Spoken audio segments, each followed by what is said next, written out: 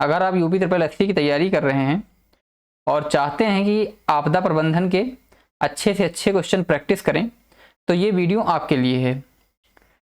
तो चलिए शुरू करते हैं बिना किसी देरी के। आप सभी को बता दें कि जो बच्चे यूपी ट्रिपल एससी में लोअर पीसीएस और या फिर लेखपाल एग्ज़ाम की तैयारी करते हैं, लोअर पीसीएस या लेखपाल एग्ज़ाम की तैयारी करते हैं, तो उनको पता होगा कि इस बार आपदा प्रबंधन से लेखपाल के एग्ज़ाम में काफ़ी अच्छे क्वेश्चन पूछे गए हैं, जिसमें जिन बच्चों ने अच्छे से पढ़ा था उन्हीं ने केवल उन क्वेश्चंस को हल किया है और उसको टैकल कर पाए हैं। ठीक है, तो इस जो ये क्लास है मेरी, इसमें मैं वो सारे क्वेश्चन शामिल किया हूँ जो इस बार यूपी लेखपाल के एग्ज़ाम में पूछे गए थे, और साथ ही उस लेवल के अच्छे क्वेश्चंस मैं यहाँ पर प्रैक्टिस करवाने वाला हूँ। तो क्लास स्टार्ट करने से पहले बता दें कि इस क्लास की पीडीएफ आपको विवेकानंद कैरियर पाथ मेरे टेलीग्राम चैनल पे आप सभी को मिल जाएगी, और साथ ही अगर आप लोग नए हैं अभी तो मेरे चैनल विवेकानंद कैरियर पाथ को सब्सक्राइब कर लें, जिससे आने वाली सभी वीडियो आप तक टाइम पर पहुंचती रहे। क्योंकि मैं यहाँ पर एसएससी, बैंक और साथ ही यूपी ट्रिपल एससी और जितने भी कम्पिटिटिव एग्ज़ाम हैं, जैसे यूपी पुलिस हो गया, यूपीएसआई हो गया, इन सारे एग्ज़ाम से रिलेटेड जितने भी सब्जेक्ट हैं उनके इम्पॉर्टेंट वीडियो, जो इम्पॉर्टेंट टॉपिक्स होते हैं, उन सभी की वीडियो मैं यहाँ पर डालता हूँ। ठीक है, तो अगर आप लोग प्रैक्टिस करना चाहते हैं तो आप लोग ज्वाइन कर लीजिए, चैनल को सब्सक्राइब कर लीजिए और साथ ही बेल आइकन को प्रेस कर लीजिए, जिससे आने वाली सभी वीडियो आप तक टाइम पर पहुंचती रहें। तो चलिए बिना किसी देरी के अब हम लोग क्लास को स्टार्ट करते हैं। तो देखिए, जैसा कि पहला क्वेश्चन है कि भारत में आपदा प्रबंधन अधिनियम किस वर्ष पारित किया गया था? तो इसका पहला ऑप्शन है 2003, 2004, 2005 और 2006। तो देखिए, जैसे मैंने आपको ये पहला क्वेश्चन बताया, फिर आप लोगों को इस पर खुद से ट्राई करना है कि इसका आंसर क्या होगा। जितना भी आप लोगों ने अभी तक पढ़ा है आपको उसी से इस पर खुद से ट्राई करना है क्या आंसर होगा। बाकी मैं इसका आंसर आप सभी को बताऊंगा क्या होगा, और one liner type in questions को सॉल्व करेंगे कम समय में ज़्यादा क्वेश्चन। ठीक है, तो आप लोगों को भी ट्राई करते रहना है, आप लोगों को देखना है, और साथ ही लास्ट में आप सभी को वीडियो के कमेंट में बताना है कि आपके कितने क्वेश्चन सही हुए। ठीक, तो चलिए बताता हूँ, इसका आंसर क्या हो जाएगा, सी 2005। ठीक, चलिए नेक्स्ट क्वेश्चन देखते हैं। तो नेक्स्ट क्वेश्चन है आपदा प्रबंधन प्राधिकरण एनडीएमए का पदेन अध्यक्ष कौन होता है? बताओ इसका आंसर क्या हो जाएगा। पहला है राष्ट्रपति, दूसरा है प्रधानमंत्री, तीसरा है गृह मंत्री और चौथा है पर्यावरण मंत्री। बताओ इसका आंसर क्या होगा। तो देखो, इसका आंसर हो जाएगा बी, प्रधानमंत्री। जो प्रधानमंत्री होता है वो आपदा प्रबंधन प्राधिकरण का पदेन अध्यक्ष होता है। ठीक है, ये इंपॉर्टेंट है। ठीक है, पदेन अध्यक्ष कौन होता है, प्रधानमंत्री। अब नेक्स्ट क्वेश्चन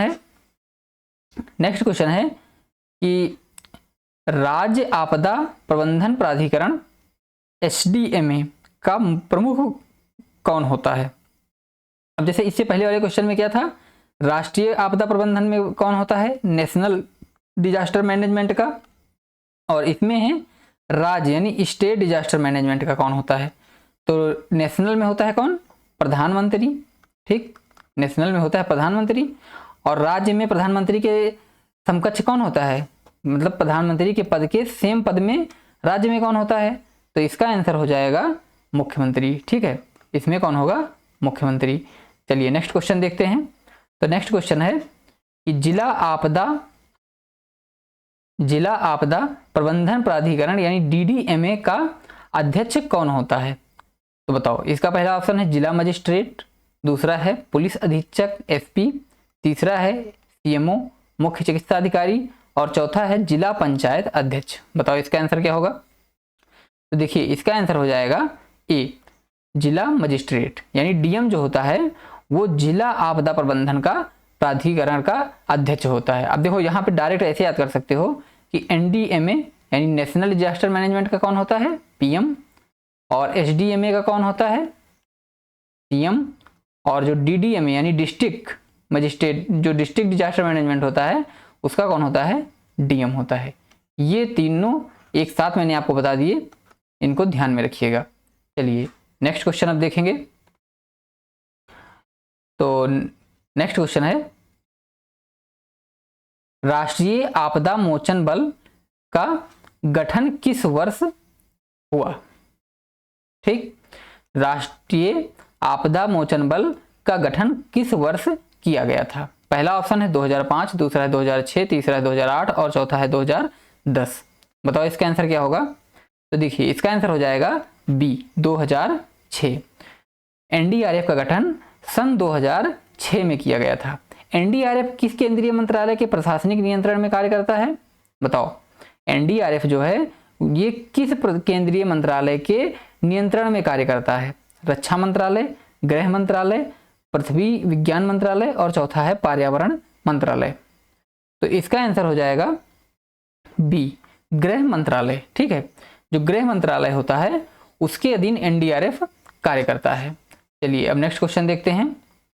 तो नेक्स्ट क्वेश्चन है 7वां नंबर, भारत में राष्ट्रीय आपदा प्रबंधन संस्थान NIDM, भारत में राष्ट्रीय आपदा प्रबंधन संस्थान NIDM कहाँ स्थित है। पहला है हैदराबाद, दूसरा पुणे, तीसरा नई दिल्ली, चौथा नागपुर।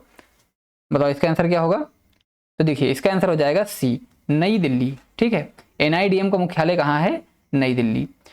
अगला क्वेश्चन है सेंडाई फ्रेमवर्क का संबंध मुख्य रूप से किससे है। बताओ पहला है जलवायु परिवर्तन, ओजोन परत संरक्षण, आपदा जोखिम न्यूनीकरण और वन्य जीव संरक्षण। बताओ इनमें से आंसर क्या हो जाएगा इसका। तो देखिए इसका आंसर हो जाएगा आपदा जोखिम न्यूनीकरण। ठीक है, जो सेंडाई फ्रेमवर्क है उसका संबंध आपदा जोखिम न्यूनीकरण से है। चलिए अब नेक्स्ट क्वेश्चन देखते हैं। तो नेक्स्ट क्वेश्चन है कि सेंडाई फ्रेमवर्क की कार्य अवधि क्या निर्धारित की गई है। बताओ 2005 से 2015, 2015 से 2030, 2020 से 35 या 2010 से 20। सेंडाई फ्रेमवर्क की कार्य अवधि क्या निर्धारित की गई है। तो देखो इसका आंसर हो जाएगा बी 2015 से 2030। ठीक, चलिए अब नेक्स्ट क्वेश्चन देखते हैं। तो नेक्स्ट क्वेश्चन है कि भारत में सुनामी पूर्व चेतावनी केंद्र कहाँ स्थापित किया गया है। तो इसका ऑप्शन है पहला चेन्नई, दूसरा है विशाखापत्तनम, तीसरा है कोच्चि और चौथा है हैदराबाद। बताओ आंसर क्या हो जाएगा। तो देखो इसका आंसर हो जाएगा डी हैदराबाद। ठीक है, भारत में सुनामी पूर्व चेतावनी केंद्र कहाँ स्थित है, हैदराबाद। देखो याद करने का तरीका ये है कि मान लो कि हैदराबाद कहाँ है, उधर दक्षिण भारत में है। ठीक है, दक्षिण भारत में हैदराबाद है ही है, और ये जो दक्षिण भारत में है तो कहाँ पर पड़ता है हैदराबाद, ये आंध्र प्रदेश। ठीक है, आंध्र प्रदेश यानी कि समुद्र के किनारे। तो यहाँ पे क्या है, सुनामी आने के ज़्यादा चांसेस हैं। ठीक, यहाँ पर सुनामी आने के ज़्यादा चांसेस हैं, इसलिए यहाँ पे सुनामी पूर्व चेतावनी केंद्र स्थापित किया गया है। इस तरीके से ट्रिक से याद कर सकते हो। चलो नेक्स्ट क्वेश्चन है भोपाल गैस त्रासदी 1984 किस गैस के रिसाव के कारण हुई थी। ये क्वेश्चन लेखपाल में भी आया था। ठीक है, ये क्वेश्चन लेखपाल में पूछा जा चुका है इसी से रिलेटेड। तो बताओ पहला ऑप्शन है मिथेल आइसोसाइनाइड, दूसरा है कार्बन मोनोऑक्साइड, तीसरा है सल्फर डाइऑक्साइड और चौथा है मस्टर्ड गैस। बताओ इसका आंसर क्या हो जाएगा। तो देखो इसका आंसर हो जाएगा मिथाइल आइसोसाइनाइड। चलो अब नेक्स्ट क्वेश्चन देखते हैं। तो नेक्स्ट क्वेश्चन है भूकंप की तीव्रता मापने के लिए किस पैमाने का उपयोग किया जाता है। पहला है मार्केली स्केल, रिएक्टर स्केल दूसरा, और ब्यूफोर्ट स्केल, सिफर सिम्पसन स्केल। बताओ इसमें से किसका उपयोग भूकंप की तीव्रता को मापने के लिए किया जाता है। तो इसका आंसर हो जाएगा रिएक्टर स्केल। ये तो बहुत इजी था, सबको पता होगा। नेक्स्ट क्वेश्चन है कि भारतीय मानक ब्यूरो BIS के अनुसार भारत को कितने भूकंपीय क्षेत्रों में बांटा गया है। बताओ इसका आंसर क्या होगा। पहला है 3, दूसरा है 4, चौथा है 5 और चौथा है 6। इसका आंसर क्या हो जाएगा। तो इसका आंसर हो जाएगा बी। ठीक है, बी क्या हो जाएगा, बी 4। ठीक है, भारतीय मानक ब्यूरो BIS के अनुसार भारत को कितने भूकंपीय क्षेत्रों में बांटा गया है? 4 भूकंपीय क्षेत्रों में बांटा गया है। चलिए नेक्स्ट क्वेश्चन देखते हैं। नेक्स्ट क्वेश्चन है कि उत्तर प्रदेश का अधिकांश भाग किस भूकंपीय जोन के अंतर्गत आता है? मोस्ट इंपॉर्टेंट क्वेश्चन, ठीक, मोस्ट इंपॉर्टेंट। इसका पहला ऑप्शन है सेकंड थर्ड, दूसरा है थर्ड फोर्थ, तीसरा है फोर्थ फिफ्थ और चौथा है फर्स्ट सेकंड। बताओ आंसर क्या होगा इसका? तो देखो इसका आंसर हो जाएगा बी, थर्ड और फोर्थ जोन में आता है। कौन सा? उत्तर प्रदेश का अधिकांश भाग थर्ड और फोर्थ जोन में आता है। चलिए अब नेक्स्ट क्वेश्चन देखते हैं। नेक्स्ट क्वेश्चन है उत्तर प्रदेश का कौन सा क्षेत्र बाढ़ से सर्वाधिक प्रभावित रहता है? बुंदेलखंड, पश्चिमी उत्तर प्रदेश, पूर्वी उत्तर प्रदेश या मध्य उत्तर प्रदेश? बताओ इसका आंसर क्या होगा? तो देखिए इसका आंसर हो जाएगा सी, पूर्वी उत्तर प्रदेश क्या है, ये बाढ़ से सबसे ज्यादा प्रभावित रहता है। अब देखो पूर्वी उत्तर प्रदेश क्या है, ये बिहार के बगल में है, ठीक है, और बिहार में क्या है, सबसे ज्यादा बाढ़ आती है, बिहार में सबसे ज्यादा बाढ़ आती है। तो इस क्षेत्र से होती हुई जो नदियां जाती हैं, जैसे गंगा नदी, यमुना नदी मिलके यहाँ मिलती हैं, कहाँ पे? इलाहाबाद में, और जब आगे बढ़ती हैं तो ये पूर्वी उत्तर प्रदेश से होते हुए बहती हैं। तो यहाँ पर क्या है, बाढ़ काफी ज्यादा आती है, इसलिए ये क्षेत्र बाढ़ से ज्यादा प्रभावित रहता है। नेक्स्ट क्वेश्चन है उत्तर प्रदेश में सूखा प्रभावित मुख्य क्षेत्र कौन सा है? अब देखो पहला ऑप्शन है तराई क्षेत्र, बुंदेलखंड क्षेत्र, रुहेलखंड क्षेत्र या दोआब क्षेत्र। तो देखो इसका आंसर हो जाएगा बी, बुंदेलखंड क्षेत्र। बुंदेलखंड क्षेत्र क्या है, सबसे ज्यादा सूखा प्रभावित है। चलिए नेक्स्ट क्वेश्चन देखते हैं। तो नेक्स्ट क्वेश्चन है सुनामी मूल रूप से किस भाषा का शब्द है? बताओ सुनामी मूल रूप से किस भाषा का शब्द है? चीनी, जापानी, लैटिन या ग्रीक? तो जो सुनामी है ये मुख्य रूप से जापानी भाषा का शब्द है, ठीक, इंपॉर्टेंट है, याद रखिएगा। अगला क्वेश्चन है भारत में बाढ़ के पूर्वानुमान के लिए नोडल एजेंसी कौन सी है? भारत में बाढ़ के पूर्वानुमान के लिए नोडल एजेंसी कौन सी है?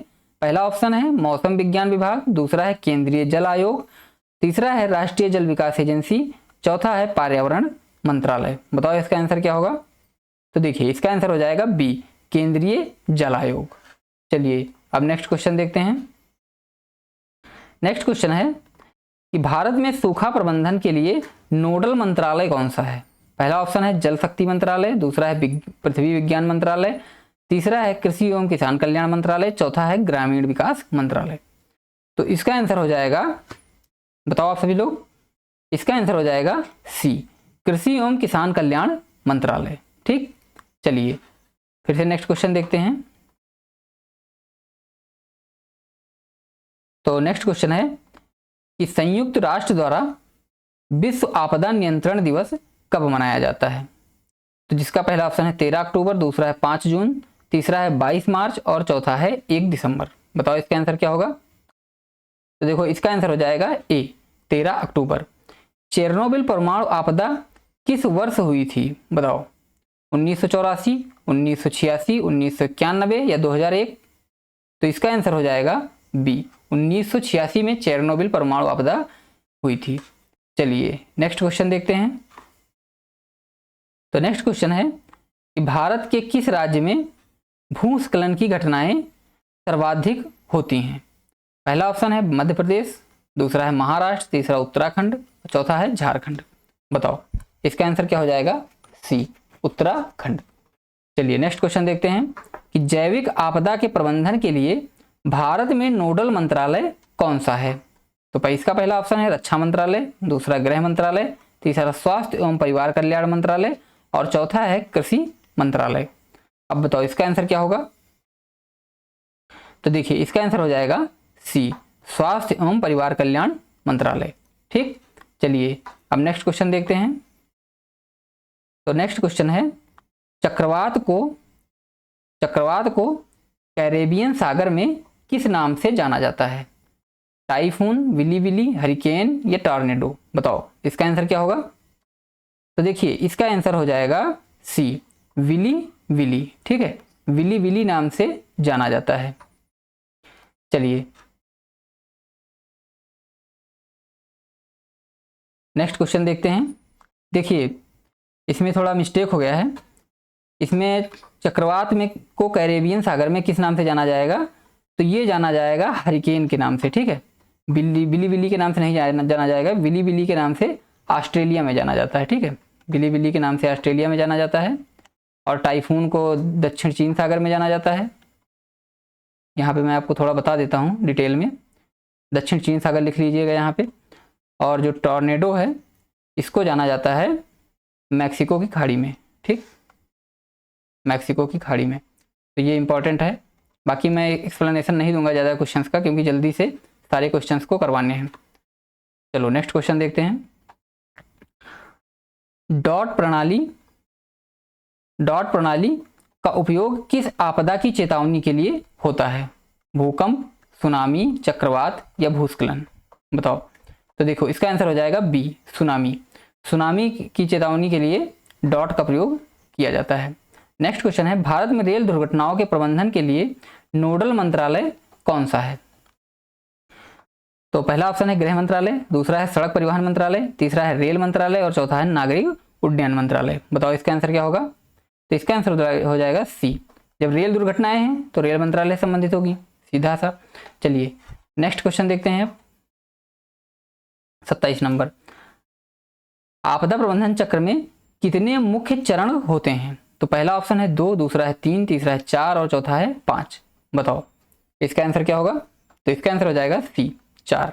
चलिए नेक्स्ट क्वेश्चन देखते हैं। किसी आपदा के आने के तुरंत बाद उठाया जाने वाला पहला कदम क्या कहलाता है? किसी आपदा के तुरंत बाद उठाया जाने वाला पहला कदम क्या कहलाता है? ये इंपॉर्टेंट क्वेश्चन है, पूछा भी गया है। तो पहला ऑप्शन है न्यूनीकरण, दूसरा है तैयारी, तीसरा है राहत एवं बचाव जिसको रिस्पॉन्स बोलते हैं, और चौथा है पुनर्वास। तो इसका आंसर हो जाएगा सी, राहत एवं बचाव, ठीक। चलिए अब नेक्स्ट क्वेश्चन देखते हैं। तो इसमें नेक्स्ट क्वेश्चन है कि आपदा न्यूनीकरण यानी कि डिजास्टर मिटिगेशन का सटीक अर्थ क्या है? आपदा आने के बाद राहत बांटना, आपदा के जोखिम और प्रभाव को कम करने के उपाय करना, सुरक्षित स्थान पर ले जाना या फिर पुनर्निर्माण करना। बताओ इसका आंसर क्या हो जाएगा? तो इसका आंसर हो जाएगा बी, आपदा के जोखिम और प्रभाव को कम करने का उपाय करना, ठीक। आपदा न्यूनीकरण शब्द से साफ साफ पता चल रहा है कि कम करना। आपदा को कम करना तो कम कब किया जाएगा? आपदा को आने से पहले कम किया जाएगा, ठीक है। जब ये आ जाएगी उसके बाद थोड़ी ना कम किया जाएगा, फिर तो जो आ गई, ठीक। तो इसका आंसर हो जाएगा बी। चलिए अब नेक्स्ट क्वेश्चन देखते हैं।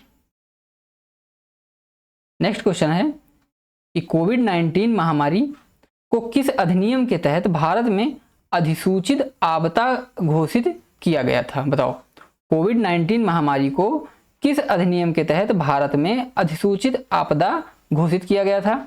तो पहला ऑप्शन है महामारी रोग अधिनियम 1897, दूसरा है आपदा प्रबंधन अधिनियम 2005, तीसरा है आवश्यक वस्तु अधिनियम 1955 या ए और बी दोनों। बताओ।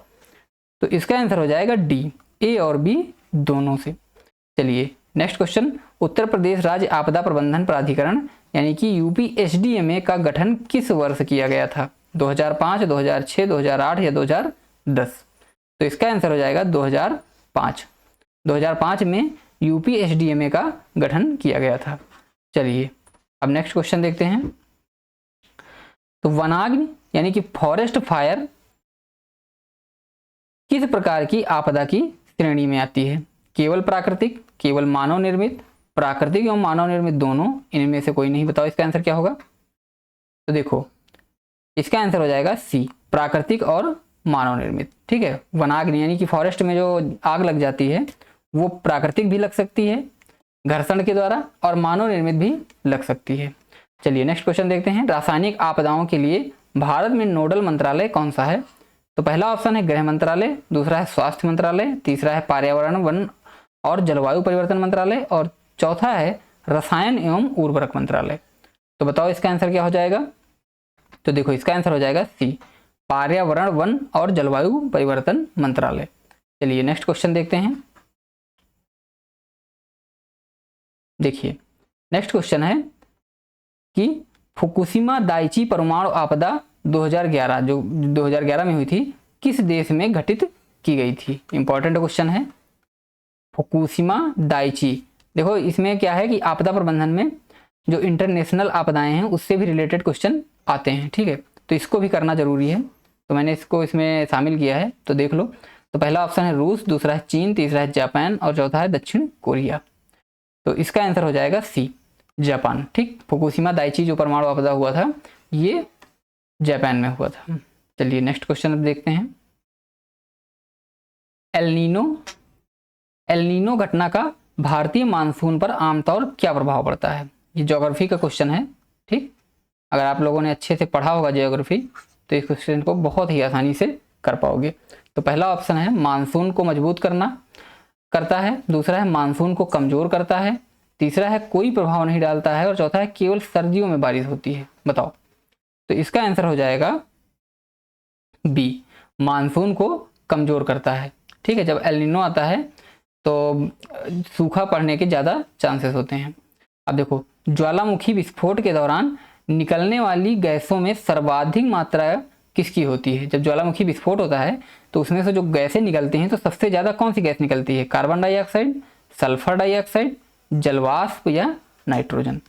तो बताओ इसका आंसर क्या हो जाएगा। तो इसका आंसर हो जाएगा सी, जब ज्वालामुखी फटती है तो सबसे ज़्यादा क्या निकलती है, जलवाष्प। इसको याद करने का तरीका ये सबसे बढ़िया बेस्ट है कि ज्वालामुखी कहाँ से निकलती है, पृथ्वी से, और पृथ्वी में सबसे ज़्यादा क्या है, जल। ठीक है, ऐसे याद कर लो कि पृथ्वी में सबसे ज़्यादा जल पाया जाता है अंदर, तो जब ज्वालामुखी फटेगी तो क्या निकलेगा, जल ही निकलेगा। तो जल निकलेगा और यहाँ पे आग रहेगी, तो जल और जब आग से मिलेगी तो क्या हो जाएगा, वाष्प बन जाएगी, तो सबसे ज़्यादा क्या निकलेगी, जलवाष्प। तो इसको हम लोग ऐसे याद कर सकते हैं। चलिए अब नेक्स्ट क्वेश्चन देखते हैं। तो नेक्स्ट क्वेश्चन है कि राज्य आपदा मोचन निधि यानी कि HDRF में सामान्य राज्यों के लिए केंद्र और राज्य सरकार का योगदान अनुपात कितना होता है। बताओ, राज्य आपदा मोचन निधि जो होती है, मतलब जो उसका बजट निर्धारित होता है, उसमें केंद्र और राज्य का योगदान किस अनुपात में होता है। तो इसका आंसर हो जाएगा सी, 75 और 25 में, यानी कि जो केंद्र होता है उसका 75 होता है और जो राज्य होता है उसका 25% होता है। नेक्स्ट क्वेश्चन है कि हीट वेव जिसको लू कहते हैं के दौरान मानव शरीर का तापमान कितना बढ़ने पर हीट स्ट्रोक का खतरा उत्पन्न हो जाता है। बताओ, तो इसका पहला ऑप्शन है 37 डिग्री सेंटीग्रेड से अधिक, 38 डिग्री सेंटीग्रेड से अधिक, 40 डिग्री सेंटीग्रेड से अधिक या 45 डिग्री सेंटीग्रेड से अधिक। तो बताओ इसका आंसर क्या होगा। तो इसका आंसर हो जाएगा सी, 40 डिग्री सेंटीग्रेड से अधिक जब तापमान बढ़ जाता है तो हीट स्ट्रोक का खतरा उत्पन्न होता है। चलिए अब नेक्स्ट क्वेश्चन देखते हैं। तो नेक्स्ट क्वेश्चन है कि बाढ़ की स्थिति में पीने के पानी को कीटाणु मुक्त करने के लिए आमतौर पर किसका उपयोग किया जाता है। तो पहला ऑप्शन है पोटेशियम परमैंगनेट, दूसरा है क्लोरीन या हेलोजन टैबलेट्स, तीसरा है सोडियम कार्बोनेट और चौथा है बेकिंग सोडा। तो बताओ इसका आंसर क्या हो जाएगा। तो इसका आंसर हो जाएगा क्लोरीन। ठीक है, क्लोरीन का प्रयोग क्या होता है, बाढ़ की स्थिति में पीने के पानी को कीटाणु मुक्त करने के लिए उपयोग किया जाता है। चलिए नेक्स्ट क्वेश्चन अब देख लेते हैं। नेक्स्ट क्वेश्चन है कि भारत में नागरिक सुरक्षा से यानी सिविल डिफेंस संगठन की स्थापना मुख्य रूप से कब की गई थी। तो इसका पहला ऑप्शन है 62 या 68, दूसरा ऑप्शन है 71 या तीसरा ऑप्शन है 1999, चौथा है 2005। बताओ ऑप्शन, इसका आंसर क्या हो जाएगा। तो इसका आंसर हो जाएगा ए, 1962 या ऑब्लिक 1968। ठीक, चलिए नेक्स्ट क्वेश्चन देखते हैं। हुदहुद क्या था जिसने भारत को प्रभावित किया था। भूस्खलन था, सुनामी थी, चक्रवात था या भूकंप था। तो सही तो सबको पता होगा कि हुदहुद क्या था, चक्रवात था। चलिए नेक्स्ट क्वेश्चन अब देखते हैं। भारत में हिमस्खलन यानी कि एवेलेंस की निगरानी और चेतावनी प्रणाली कौन संचालित करता है। तो इसका पहला ऑप्शन है इसरो, दूसरा है DRDO, तीसरा है IMD, चौथा है NDRF। बताओ हिमस्खलन की जो निगरानी की चेतावनी होती है कौन जारी करता है। तो इसका आंसर हो जाएगा बी, DRDO। ठीक, DRDO की SASC जो प्रयोगशाला है वो ये जारी करती है। आपदा जोखिम सूचकांक में संवेदनशीलता यानी वल्नरेबिलिटी का क्या अर्थ है। तो पहला ऑप्शन है आपदा की तीव्रता, ये दूसरा ऑप्शन है किसी समुदाय की आपदा से नुकसान सहने की कमजोरी, तीसरा ऑप्शन है आपदा से बचने के उपाय और चौथा ऑप्शन है आपदा के बाद पुनर्वास। बताओ इसका आंसर क्या हो जाएगा। तो देखो इसका आंसर हो जाएगा बी, किसी समुदाय की आपदा से नुकसान सहने की कमजोरी को क्या बोलते हैं, वल्नरेबिलिटी यानी संवेदनशीलता। चलो नेक्स्ट क्वेश्चन आप देखेंगे। तो नेक्स्ट क्वेश्चन है कि ओलावृष्टि की आपदा किस मंत्रालय के अधीन मानी जाती है। जब ओलावृष्टि होती है, जैसे फसलें खराब हो जाती हैं या फिर कोई किसी को चोट लग जाती है, तो ये आपदा किस मंत्रालय के अधीन मानी जाती है बताओ। तो कृषि विज्ञान मंत्रालय पृथ्वी विज्ञान मंत्रालय या गृह मंत्रालय या कृषि मंत्रालय या पर्यावरण मंत्रालय। बताओ इसका आंसर क्या होगा। तो इसका आंसर हो जाएगा सी। मैंने क्या बताया कि जब ओलावृष्टि होती है तो क्या होता है, फसल जो हैं वो बर्बाद हो जाती हैं। ठीक, फसल क्या है, बर्बाद होती हैं। तो ये किस फसल क्या है, कृषि से संबंधित, तो कृषि इसका आंसर हो जाएगा। चलिए अब नेक्स्ट क्वेश्चन देखते हैं। तो नेक्स्ट क्वेश्चन है कि HYOGO फ्रेमवर्क का संबंध किस विषय से है। ठीक, तो इसका ऑप्शन पहला है परमाणु निशस्त्रीकरण, दूसरा है आपदा न्यूनीकरण 2005 से 15 में जो लागू हुआ था, जैव विविधता या मानवाधिकार। तो इसका आंसर हो जाएगा, बताओ क्या, बी आपदा न्यूनीकरण। निम्नलिखित में से कौन सी एक धीमी गति से आने वाला स्लो वनसेट आपदा है। बताओ कौन सी एक आपदा है जो धीमी गति से आती है, भूकंप, सुनामी, सूखा या चक्रवात। तो इसका आंसर हो जाएगा सूखा। सूखा क्या है, बहुत ही धीमी गति से आता है और यह एक आपदा है। चलिए नेक्स्ट क्वेश्चन देखते हैं। नेक्स्ट क्वेश्चन है कि भारत का लगभग कितना प्रतिशत भूभाग भूकंप के प्रति संवेदनशील माना जाता है। ठीक, बताओ भारत का कितना परसेंट भूकंप से संवेदनशील है, 30%, 45%, 59% या 75%। तो इसका आंसर हो जाएगा सी, 59%। उत्तर प्रदेश में आपदा प्रबंधन प्राधिकरण का पदेन अध्यक्ष कौन है, राहत आयुक्त, मुख्य सचिव, मुख्यमंत्री या राजस्व मंत्री। तो बताओ इसका आंसर क्या हो जाएगा। तो देखो इसका आंसर हो जाएगा सी, मुख्यमंत्री। मैंने अभी इससे पहले बताया SDMA का हेड कौन होता है, CM, तो वही UPSDM का भी CM ही होगा। चलिए नेक्स्ट क्वेश्चन अब देख लेते हैं। 49 नंबर क्वेश्चन है कि भूकंपीय तरंगों को रिकॉर्ड करने वाले यंत्र को क्या कहा जाता है, बैरोग्राफ, सिस्मोग्राफ, हाइड्रोग्राफोन या रिक्टर स्केल। बताओ भूकंपीय तरंगों को रिकॉर्ड करने वाले यंत्र को क्या कहा जाता है। तो इसका आंसर हो जाएगा बी, सिस्मोग्राफ। ठीक, चलिए नेक्स्ट क्वेश्चन देखते हैं। तो नेक्स्ट क्वेश्चन है कि आपदा यानी कि डिजास्टर शब्द किस भाषा के डिस प्लस एस्ट्रेस शब्दों से हुई है। बताओ देखो इसमें ये भी इंपॉर्टेंट है कि कभी ये भी पूछ सकता है डिजास्टर शब्द की उत्पत्ति किन शब्दों से हुई है। तो ये हो जाएगा डिस प्लस एस्ट्रे। और अगर पूछेगा ये किस भाषा के शब्द हैं तो इसका आंसर बताओ क्या होगा। तो देखो इसका आंसर हो जाएगा बी, फ्रेंच के। ठीक है, ये जो वर्ड हैं किस भाषा के हैं, फ्रेंच के। आपदा प्रबंधन प्राधिकरण अधिनियम 2005 की धारा 8 किससे संबंधित है। बताओ NDRF के गठन से, NDMA की राष्ट्रीय कार्यकारी समिति यानी NEC के गठन से, या SDMA से, या वित्तीय आवंटन से। बताओ इसका आंसर क्या हो जाएगा। तो इसका आंसर हो जाएगा बी, NDMA की राष्ट्रीय कार्यकारी समिति NEC के गठन से। चलिए अब नेक्स्ट क्वेश्चन देखते हैं। तो नेक्स्ट क्वेश्चन है कि आपदा मित्र योजना का मुख्य उद्देश्य क्या है, विदेशी सहायता, समुदाय स्तर पर स्वयं सेवकों को प्रशिक्षित करना, या नए रडार लगाना, या बाढ़ का पानी निकालना। आपदा मित्र किससे संबंधित है। तो देखो इसका आंसर हो जाएगा बी। ठीक, समुदाय स्तर पर स्वयं सेवकों को प्रशिक्षित करना। योकोहामा रणनीति किस वर्ष अपनाई गई थी। बताओ तो इसका पहला ऑप्शन है 1990, दूसरा है 1994, तीसरा है 2000, चौथा है 2005। तो इसका आंसर हो जाएगा बी, 1994। चलिए नेक्स्ट क्वेश्चन अब देखते हैं।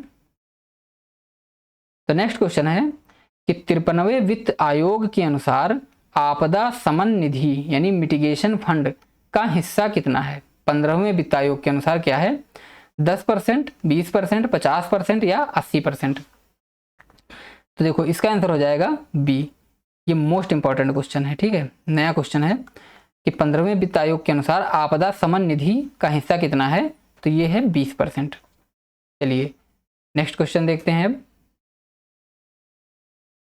तो नेक्स्ट क्वेश्चन है कि भूकंप के दौरान मिट्टी का तरल की तरह व्यवहार करना क्या कहलाता है? भूस्खलन, ध्रुवीकरण, या भूकंपन, या सुनामी। भूकंप के दौरान मिट्टी की तरल की तरह व्यवहार करना, यानी मिट्टी जो है वो तरल की तरह जैसे बहने लग जाती है, तो उसको क्या बोलेंगे? तो इसका आंसर हो जाएगा बी, ध्रुवीकरण। ठीक।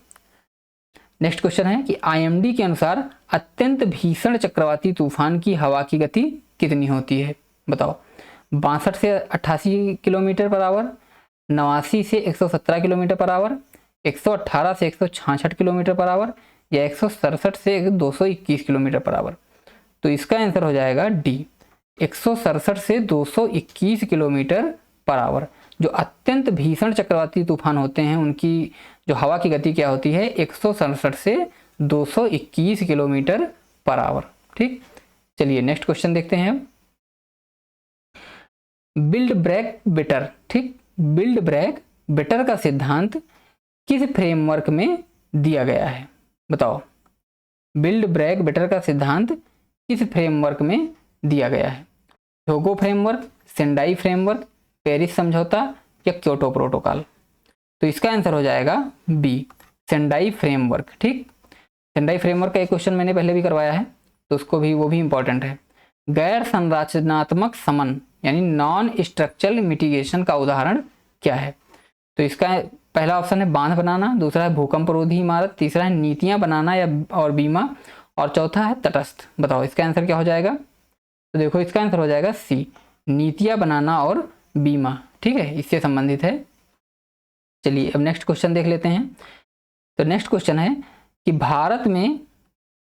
भारत में राष्ट्रीय आपदा प्रतिक्रिया कोष एनडीआरएफ फंड का संचालन कौन करता है? तो इसका पहला ऑप्शन है गृह मंत्रालय, दूसरा है राष्ट्रीय कार्यकारी समिति, तीसरा ऑप्शन है प्रधानमंत्री कार्यालय, और चौथा है नीति आयोग। तो बताओ इसका आंसर क्या हो जाएगा? तो इसका आंसर हो जाएगा बी, राष्ट्रीय कार्यकारी समिति। अब आज का लास्ट क्वेश्चन देखते हैं। लास्ट क्वेश्चन क्या है कि सुभेद्यता एटलस क्या है? कि सुभेद्यता एटलस यानी कि वल्नरेबिलिटी एटलस ऑफ इंडिया कहां से प्रकाशित होता है? तो इसका आंसर आप सभी को कमेंट बॉक्स में देना है। ठीक है, और कमेंट में ये भी बताएं कि ये क्लास आप सभी को कैसी लगी, और साथ ही चैनल को सब्सक्राइब कर लीजिए अगर आपको ये वीडियो पसंद आई हो, और अपने जानने वाले दोस्तों को भी शेयर करिए जिससे सबके नंबर अच्छे हो सकें। और मैं उम्मीद करता हूँ कि इस क्लास से क्वेश्चन जरूर फंसेंगे, और मैं आपदा प्रबंधन से लगभग 4 से 5 क्लास लेकर आऊँगा प्रैक्टिस की, अच्छे क्वेश्चंस की। ठीक है, जो 60 क्वेश्चंस होंगे, जिसमें अच्छे क्वेश्चंस होंगे, जो इम्पॉर्टेंट होंगे, जो पिछली कई एग्जाम में पूछे गए हैं और उनके पैटर्न के अकॉर्डिंग मैच करते हैं, तो वो सारे क्वेश्चन मैं आप सभी को इसमें प्रैक्टिस करवाऊँगा। तो कैसी लगी क्लास कमेंट में बताएं, और साथ ही चैनल को सब्सक्राइब कर लें, बेल आइकन को प्रेस कर लें, जिससे आने वाली सभी वीडियो आप तक पहुंचती रहें। तो अब आपको मिलते हैं नेक्स्ट क्लास में, तब तक के लिए जय हिंद।